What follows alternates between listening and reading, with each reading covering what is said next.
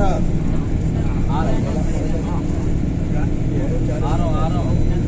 पर हजतुल विदा का दुआ दिया, हज जो किया हजतुल विदा जो किया यहीं पर दुआ मोहम्मद आदम अलैहिस्सलाम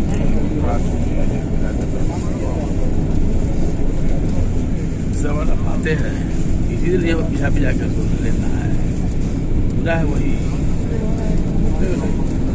जितना है सब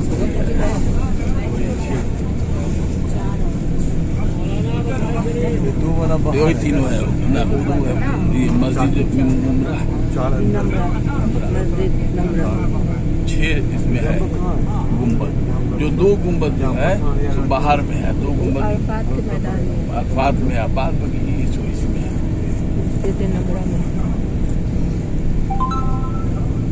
चार से इधर नहीं होना। हाँ पीछे जहाँ हुआ मतलब अगले सफ में नहीं जाना है। बिस्मिल्लाहिर्रहमानिर्रहीम।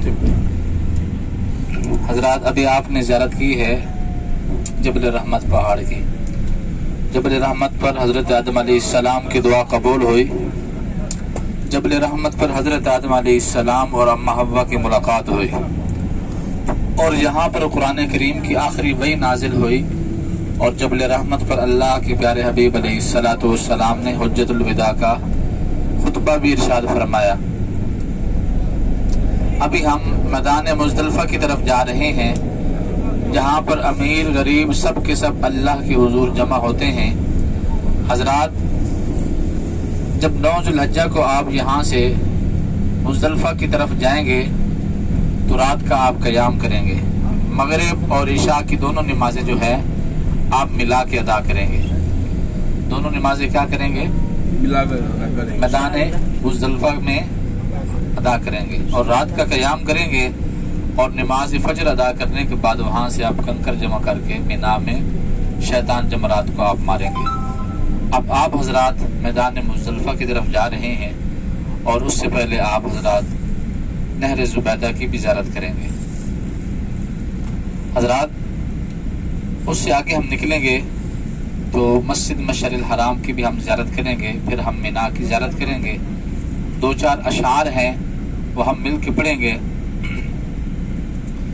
शुक्र है तेरा खुदाया, मैं तो इस काबिल न था। शुक्र है तेरा खुदाया, मैं तो इस काबिल न था। तूने अपने घर बुलाया, मैं तो इस काबिल न था। मिल के पढ़ेंगे, जुबान पे गूंज पड़ जाए। सभी हजरात मिल के पढ़ेंगे मेरे साथ। शुक्र है तेरा खुदाया, मैं तो इस काबिल न था। तूने अपने घर बुलाया, मैं तो इस काबिल न था। शुक्र है तेरा खुदाया, मैं तो इस काबिल न था। सभी हजरात कोई जुबान खमोश न रहे, मिल के पढ़ेंगे। शुक्र है तेरा खुदाया, मैं तो इस काबिल न था। तूने अपने घर बुलाया, मैं तो इस काबिल न था। शेर क्या कहता है, समाप्त करेंगे। अपना दीवाना बनाया, मैं तो इस काबिल न था। अपना दीवाना बनाया, मैं तो इस काबिल न था। گرد کعبے کے پھرایا گرد کعبے کے پھرایا. جس نے کعبے کا طواف کیا وہ مل کے پڑھے گا, جس نے کعبے کا طواف نہیں کیا وہ خاموش رہے بھلے. گرد کعبے کے پھرایا میں تو اس قابل نہ تھا. شکر ہے تیرا خدایا میں تو اس قابل نہ تھا. تو نے اپنے گھر بلایا میں تو اس قابل نہ تھا. مدتوں کی پیاس کو سراب تو نے کر دیا. مدتوں کی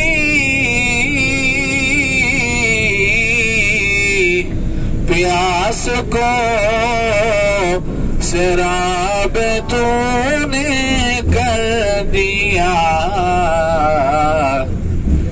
جام زمزم کا پلایا جام زمزم کا پلایا میں تو اس قابل نہ تھا. حضرات یہ ایسا مبارک پانی ہے پوری دنیا اس پانی کے قطروں کو بھی ترستی ہے. نبی علیہ السلام نے ارشاد فرمایا کہ یہ پانی کھانے کے متبادل بھی ہے اور بابرکت بھی ہے اور بیماروں کے لیے شفا بھی ہے. تو میں دعا کرتا ہوں کہ اس مبارک پانی کی برکت سے اس گاڑی کے اندر جتنے بھی روحانی اور جسمانی بیمار ہیں اللہ کریم سب کو شفا کاملہ عاجلہ مستمر عطا فرمائے. تو مل کے پڑھیں گے. جام زمزم کا پلایا میں تو اس قابل نہ تھا. شکر ہے تیرا خدایا میں تو اس قابل نہ تھا. ڈال دی ٹھنڈک میرے سینے میں تو نے ساقیا. ڈال دی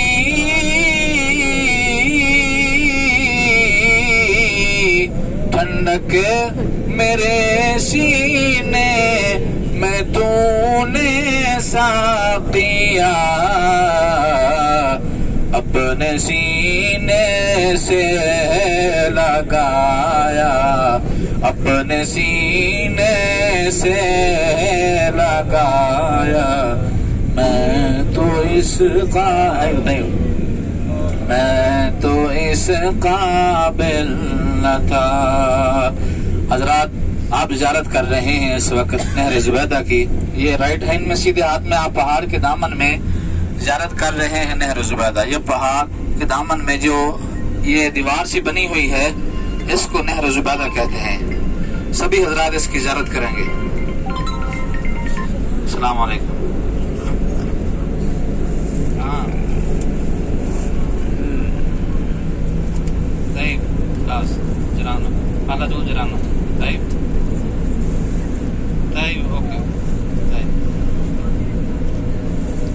پہاڑ نہر زبیدہ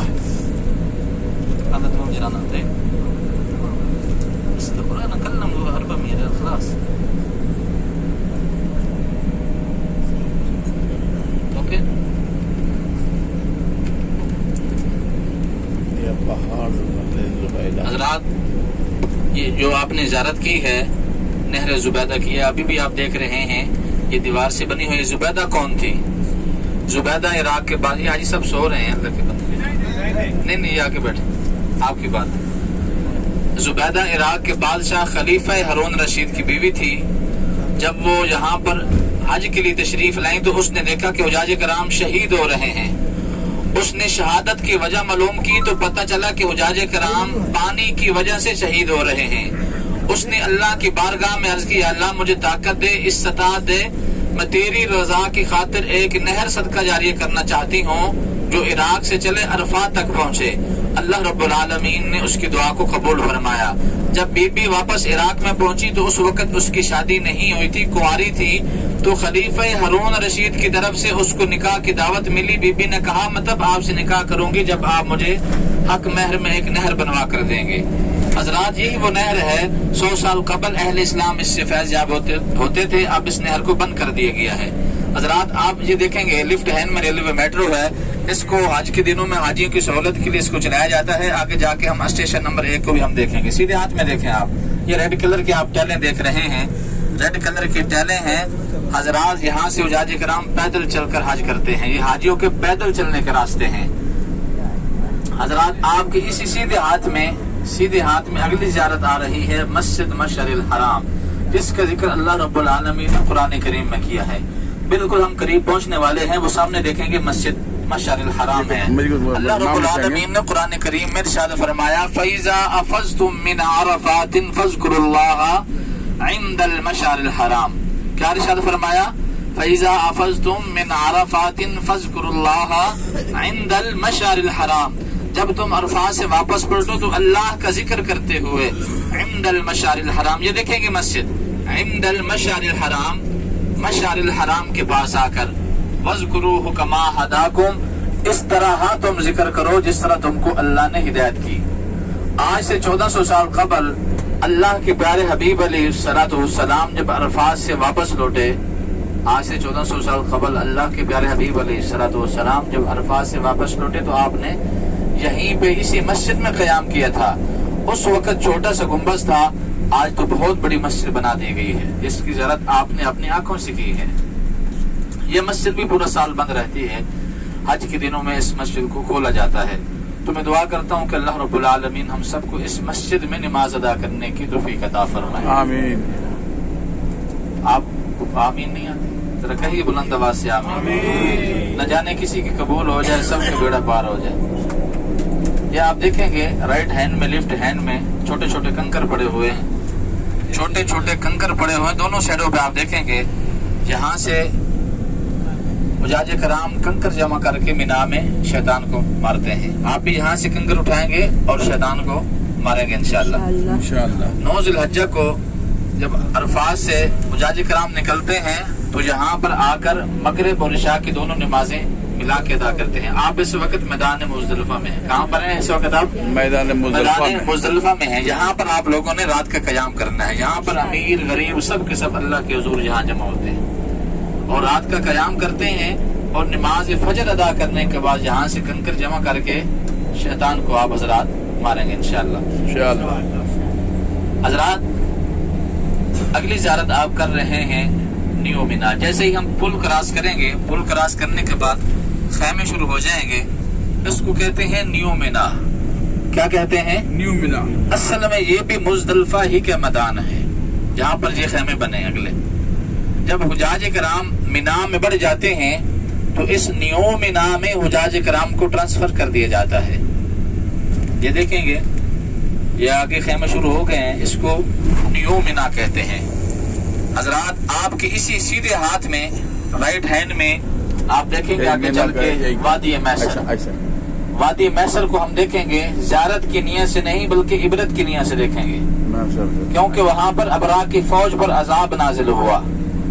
حضرات وہاں پر اللہ رب العالمین نے رکنے کا بھی حکم نہیں دیا بلکہ جلدی سے گزرنے کا حکم دیا ہے. ہم بھی جلدی سے گزر جائیں گے انشاءاللہ. میں آپ کو بتا دیتا ہوں اس کے متعلق.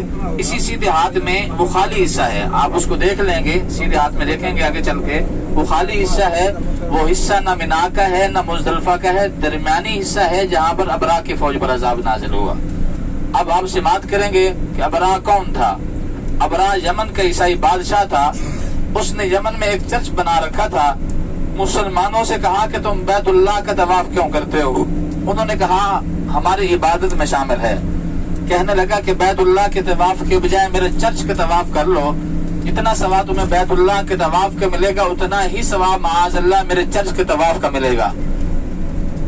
تو مسلمانوں نے کہا اے لعین یہ تیرا چرچ مسلمانوں کے بخانے کے لائق تو ہو سکتا ہے، عبادت کے لائق نہیں ہو سکتا۔ اس پر اس لعین کو بڑا غصہ آیا، غضبناک ہو کر نکلا کہ میں کعبۃ اللہ کی دیواروں کو گرا دوں گا۔ جب وہ بے ایمان لعین یہاں پر پہنچا تو اللہ رب العالمین نے اس پر عذاب نازل کیا۔ اللہ رب العالمین نے اس کا ذکر قرآن کریم کی 30ویں پارے سورۃ فیل میں کیا ہے۔ اللہ رب العالمین نے ارشاد فرمایا الم تر کیف فعل ربک باصحاب الفیل الم یجعل کیدہم فی تضلیل وارسل علیہم طیرا ابابیل۔ اے محبوب صلی اللہ علیہ وسلم کیا تم نے نہیں دیکھا کہ ہم نے ہاتھی والوں کے ساتھ کیا حال کیا؟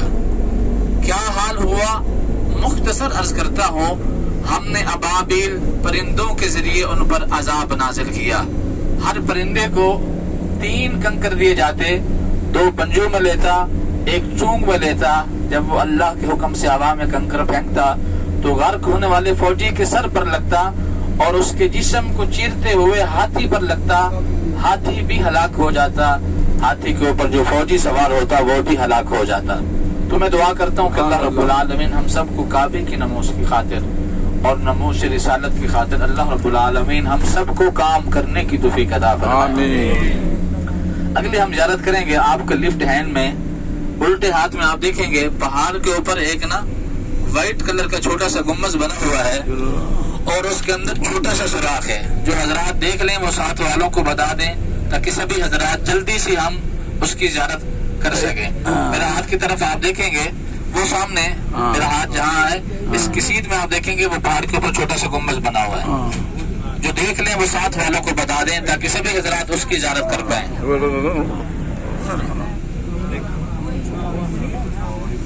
اور دیکھو سامنے دیکھیے کیا دیکھیے جی دیکھ لیں سب نے؟ جس نے نہیں دیکھا وہ ساتھ والوں کو بتا دیں۔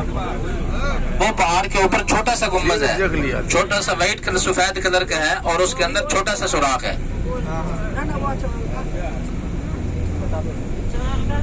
یہ وہ مقام ہے جہاں پر حضرت ابراہیم علیہ السلام نے اپنے بیٹے سے کہا اے میرے بیٹے میں تجھے ذبح کرنا چاہتا ہوں، بتا تیری کیا رائے ہے؟ پدر بولا بیٹا آج شب میں نے ایک خواب دیکھا ہے، کتاب زندگی میں ایک نرالا باب دیکھا ہے، یہ فیضان نظر تھا یا مکتب کی کرامت تھی، سکھائے کس نے اسماعیل کو اداب فرزندی؟ قال یا ابت فعل ما تؤمر ستجدنی انشاءاللہ من الصابرین۔ عرض کی ابا جان اگر اللہ نے چاہا تو آپ مجھے ضرور بضرور صبر کرنے والوں میں پائیں گے۔ مختصر بات عرض کرتا ہوں، اگلی میں نے آپ کو زیارت کروانی ہے، قریب ہم پہنچنے والے ہیں، حضرات توجہ کریں گے۔ حضرت ابراہیم علیہ السلام بار بار چھری چلا رہے ہیں مگر وہ ایک بال تک بھی کاٹنے کا نام نہیں لیتی۔ آخر کار حضرت ابراہیم علیہ السلام نے چھری سے مخاطب ہو کر فرمایا اے چھری کیا وجہ ہے؟ اتنے نازک گلے کو بھی نہیں کاٹتی؟ چھری زبان حال سے پکاری اے ابراہیم ذرا یہ تو بتائیں جس وقت آپ کو آگ میں ڈالا گیا تھا تو آگ نے آپ کو کیوں نہ جلایا؟ آپ نے فرمایا آگ کو تو اللہ کا حکم تھا کہ وہ نہ جلائے۔ چھری زبان حال سے پکاری اے ابراہیم، آگ کو 1 مرتبہ حکم ہوا تھا کہ وہ نہ جلائے، لیکن مجھے 70 مرتبہ حکم مل چکا ہے حلقوں میں اسماعیل کو مت کاٹنا۔ اسی وقت اللہ کی طرف سے آواز ہے قد صدقت الرؤیا انا كذلك نجزي المحسنین۔ اے ابراہیم تو نے اپنا خواب سچا کر دکھایا، ہم مخلصین کو ایسا صلہ دیتے ہیں۔ حضرت ابراہیم علیہ السلام نے پیچھے مڑ کر دیکھا تو حضرت جبرائیل علیہ السلام جنت سے ایک مینڈا لا رہے ہیں جو جنت میں 40 یا 80 ہزار سال چلتا رہا۔ جب وہ چھری کے نیچے آیا تو آپ نے اسے ذبح کر دیا۔ اسی طرح حضرت اسماعیل علیہ السلام ذبح ہونے سے بھی بچ گئے اور آپ کو ذبیح اللہ کا لقب بھی مل گیا۔ حضرات لیفٹ ہینڈ میں آپ سامنے دیکھیں گے یہ ہاسپٹل ہے، اس کو عربی میں مستشفیٰ کہتے ہیں، اس کو مستشفیٰ تواری کہتے ہیں، یعنی ایمرجنسی ہاسپٹل ہے جو پورا سال بند رہتا ہے۔ حج کے دنوں میں اس کو کھولا جاتا ہے اور اس میں حجاج کرام کی ٹریٹمنٹ کی جاتی ہے۔ اس کی بیک سائڈ میں آپ دیکھیں گے مسجد خیف، آپ دیکھیں گے مسجد خیف، دیکھیں گے یہ ایسی مسجد ہے، الٹے ہاتھ میں دیکھیں گے یہ ایسی مسجد ہے، آپ نے دنیا میں بہت سے مساجد دیکھی ہوں گی لیکن اس طرح کی آپ نے مسجد نہیں دیکھی ہوگی جس کے بارے میں اللہ کے پیارے حبیب علیہ الصلوۃ والسلام نے ارشاد فرمایا صلی فی مسجد الخیف 70 نبیا۔ اللہ کے 70 انبیاء علیہ السلام نے اسی مسجد خیف کے اندر نمازیں ادا کی ہیں، اور خود سرکار دو عالم صلی اللہ علیہ وسلم نے بھی یہیں پہ نمازیں ادا کی ہیں، اور ایک روایت کے مطابق 70 انبیاء علیہ السلام اسی مسجد خیف کے اندر مدفون ہیں، اور یہ مسجد بھی پورا سال بند رہتی ہے، حج کے دنوں میں اس مسجد کو کھولا جاتا ہے۔ وہ سامنے آپ دیکھیں گے آپ کو 3 فلور دکھائی دے رہے ہیں، اوپر وائٹ کلر کی چھتری سی بنی ہوئی ہے، ان تینوں فلوروں میں شیطان جمرات ہیں جن کو آپ حج کے دن میں انشاءاللہ اس کو کنکر ماریں گے۔ حضرات یہ تینوں فلوروں کے اندر شیطان جمرات ہیں جن کو حجاج کرام حج میں کنکر مارتے ہیں۔ حضرات اب آپ دوسری سائڈ پہ دیکھیں گے، اس وقت آپ مینا کے اندر ہیں، آپ یہ دیکھ رہے ہیں مینا کا منظر، مینا کی بستی کو آپ دیکھ رہے ہیں، جہاں تک آپ کی نظر جا رہی ہے وہاں تک آپ کو یہ خیمے ہی خیمے دکھائی دے رہے ہیں۔ حضرات اتنی بڑی تعداد میں آپ نے خیمے کہیں بھی نہیں دیکھے ہوں گے، اگر اس وقت آپ دیکھ رہے ہیں تو مینا کے اندر دیکھ رہے ہیں۔ حضرات یہ فیسٹیول ایونٹ ہے کہ یہاں پہ 5 دن کے لیے لوگ یہاں پہ جمع ہوتے ہیں، اتنی بڑی تعداد میں کہیں بھی جمع نہیں ہوتے جتنی بڑی تعداد میں یہاں پہ لوگ جمع ہوتے ہیں۔ اور یہ آپ نے جو خیمے دیکھے ہیں یہ کوئی عام خیمے نہیں، ان کی بہت ساری خصوصیات ہیں، چند آپ کی خدمت میں عرض کرتا ہوں۔ 1985 میں یہاں پہ آگ لگ گئی تھی تو یہاں کے اخبار کے مطابق 1200 آدمی جل کے شہید ہو گئے تھے، تو یہاں کی حکومت نے ملک جرمنی سے انجینئر منگوا کر یہ خیمے بنوائے۔ یہ خیمے اب واٹر پروف بھی ہیں اور فائر پروف بھی ہیں، ان میں نہ تو آگ لگتی ہے اور نہ ہی بارش کا پانی آتا ہے۔ میں دعا کرتا ہوں کہ اللہ رب العالمین ہم سب کو اس سال بھی آئندہ سال بھی ان خیموں میں قیام کرنے کی توفیق عطا فرمائے انشاءاللہ۔ اگلی ہم زیارت کریں گے مسجد جرانہ کی، وہیں سے آپ حضرات نے عمرے کا احرام بھی باندھنا ہے، اس سے پہلے کوئی بھی زیارت نہیں۔ اس وقفے میں آپ کو اہل مکہ مکرمہ کی 3 تبرکات ہیں، ان کا تعارف بھی کرواتے ہیں۔ جب بندہ سفر پر جاتا ہے اس کی خواہش ہوتی ہے کہ اپنے رشتہ داروں کے لیے، دوست و احباب کے لیے کچھ تحفے لے کر جائیں، اور یہ سنت نبوی بھی ہے۔ ان میں سے ایک میرے ہاتھ میں یہ سرما الاسمد ہے۔ سرما الاسمد وہ سرما ہے جس کو نبی علیہ السلام اپنی مبارک آنکھوں میں لگایا کرتے تھے۔ اس سے کوئی بھی فائدہ نہ ہوتا تو جب بھی ہم اس کو لگاتے یہ سمجھ کر کے یہ نبی علیہ السلام کی عظیم سنت مبارکہ ہے۔ اس کے لگانے سے آنکھوں کی پلکیں بڑھتی ہیں۔ حضرات ڈیٹیل میں نہیں جانا چاہتا، بات لمبی ہو جائے گی، مختصر بات عرض کرتا ہوں۔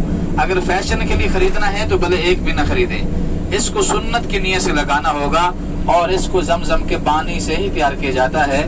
ایک پیس آپ کو 5 ریال کا ملے گا۔